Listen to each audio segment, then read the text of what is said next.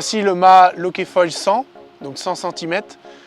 C'est un mât qui vous permettra de naviguer très haut, très rigide et avec beaucoup de glisse.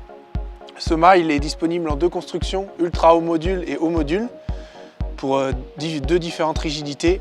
Et ce mât est disponible et compatible avec tous les fuselages. Voici l'aile 750, donc qui fait 750 cm² de surface. Elle vous permettra de privilégier la glisse et la relance à partir de 7 nœuds de vent. Elle est disponible en deux constructions, haut module et standard T700. Voici l'aile 590 qui fait 590 cm² de surface. Cette aile privilégie la vitesse et la relance dans des conditions de 12 à 17 nœuds de vent. Elle est proposée en deux constructions, en haut module et en version T700. Voici l'aile 400, donc qui fait 400 cm² de surface. Cette aile vous permettra d'allier vitesse et relance dans des conditions à partir de 17 nœuds jusqu'à 25 nœuds de vent. Et cette aile est proposée en deux constructions, en haut module et T700. Voici le Stab 190. Ce Stab a une très faible traînée et procure une grande vitesse avec des accélérations sans limite. Ce stabilisateur est disponible en deux constructions, haut module et T700. Voici le stabilisateur 240. C'est un stabilisateur qui est très polyvalent dans une large plage d'utilisation et qui vous permettra d'allier contrôle et bonne performance. Ce stabilisateur est disponible en deux constructions, haut module et T700. Voici le combo l'aile 750 avec le Stab 240. Je conseille ce combo dans des conditions de vent de 7 à 13 nœuds avec des voiles de 8 m² et au-dessus. Voici le combo l'aile 590 avec le Stab 190. Je conseille ce combo pour des conditions de vent de 12 à 17 nœuds avec des voiles de 8 m² et en dessous. Voici le combo L400 avec le Stab de 190. Je conseille ce combo de 17 à 25 nœuds de vent avec des voiles de 7 m² et en dessous. Voici les nouvelles cales de rec loquées.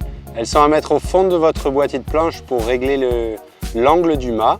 Elles sont en inox et de différentes épaisseurs. La visserie est maintenant en M8 pour ce qui est du montage de l'aile avant et de la connexion mât-fuselage pour un serrage optimisé et plus de rigidité. Maintenant, je vais vous montrer comment bien assembler votre foil. On va commencer pour ça par mettre le mât dans le boîtier de la planche.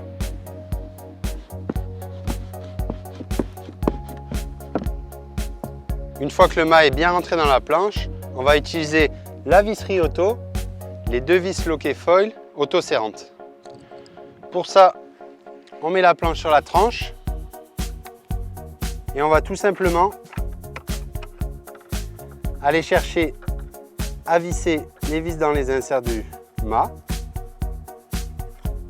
l'une après l'autre, et ensuite on va serrer jusqu'au bout.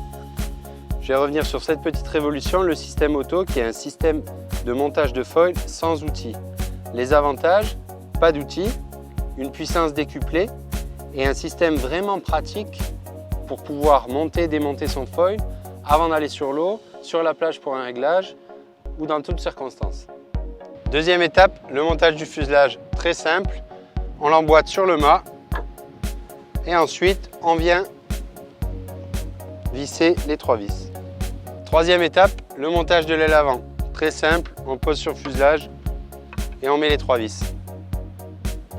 Quatrième étape, le montage du stab. Pour ça, on vient le placer derrière sur le fuselage.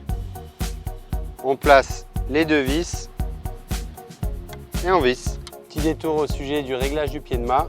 Pour ma part, je conseille de le régler entre 130 et 135.